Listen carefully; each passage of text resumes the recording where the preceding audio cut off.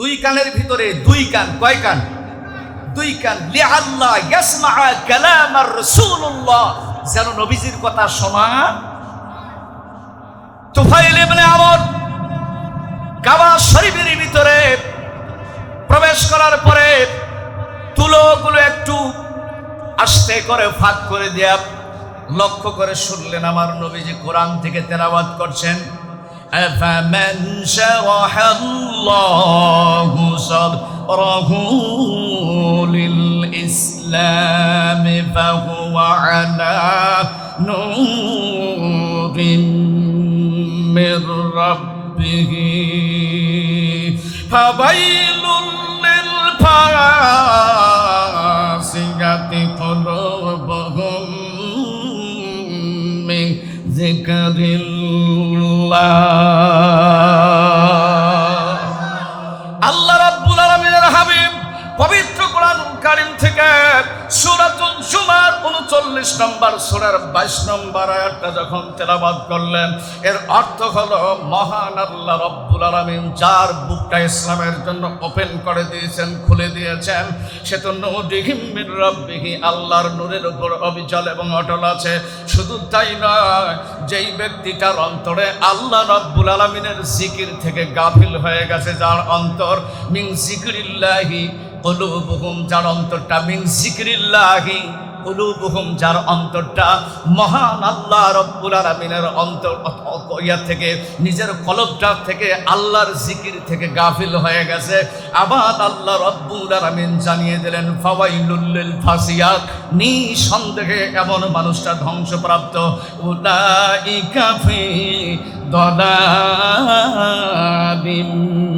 মুবিন। আল্লাহ রাব্বুল আলামিন বলেন লোকটা নিঃসন্দেহে পথভ্রষ্ট এবং বিভ্রান্ততে আছে। এবার তুফাইল ইবনে আমর চিন্তা করলেন, কিরে বাপরে বাপ, এটা তো মানব রচিত লোকের কথা হতে, আরো চিৎকার করে বলেন মানব রচিত লোকের কথা হতে পারে না। এবার তুফাইল ইবনে আমর কান লাগায়া নবীজির কথাগুলো মনোযোগ দিয়ে শ্রবণ করলেন। এরপরে আস্তে আস্তে করে আল্লাহর নবী বাড়িতে গেলেন। জোরে বলেন কোথায় গেলেন? হ্যাঁ, বাড়িতে গেলেন।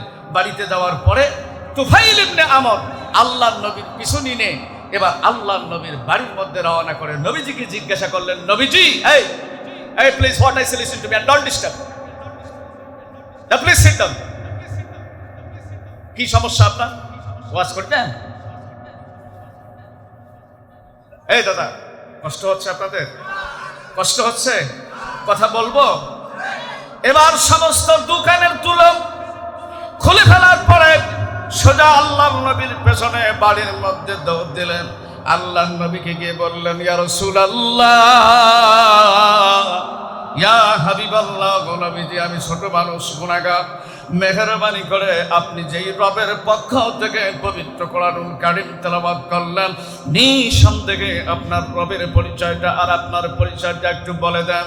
আল্লাহর নবী পবিত্র কোরআনুল কারীম থেকে সূরাতুল আরাফ 158 নম্বর আয়াত তেলাওয়াত করে আমার আল্লাহ রাব্বুল আলামিন আর বিশ্ব নবীর পরিচয়টা জানিয়ে বলেন, কুল ইয়া আইয়ুহান নাসু ইন্নী রাসূলুল্লাহি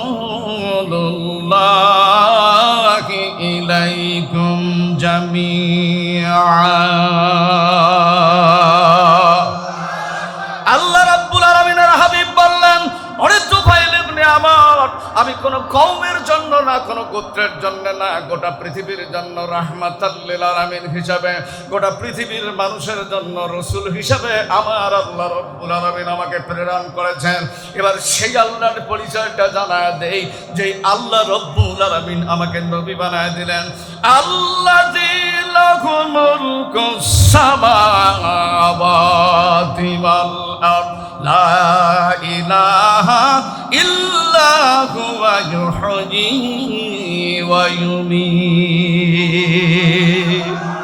এবার ওই আল্লাহর পরিচয় জানিয়ে দিলেন, আল্লাযী লাহু মুলকুস সামাওয়াতি ওয়াল আরদ, তিনি আসমান এবং জমিনের মালিক। আল্লাহ has created in this world, যিনি তামাম বিশ্বের সৃষ্টিকর্তা। আল্লাহ রাব্বুল আলামিনের পরিচয় দিতে গিয়ে বললেন লা ইলাহা ইল্লাল্লাহ। আল্লাহ রাব্বুল আলামিনের পরিচয় দিতে গিয়ে বললেন যে নিঃসন্দেহে এক আল্লাহ, তার কোনো শরীক নাই। নিঃসন্দেহে নিঃসন্দেহে সেই আল্লাহ জীবন দান করতে পারেন এবং মৃত্যু দান করতে পারেন। জীবন এবং মরণের ক্ষমতার মালিক আরো জোরে বলেন কে? সেই আল্লাহ রাব্বুল আলামিনের পক্ষ থেকে আমি নবী হিসাবে প্রেরিত হয়েছি। আল্লাহি তাল্লাহি বিল্লাহি, এখানে বিন্দু মাত্র কোনো সন্দেহ নাই।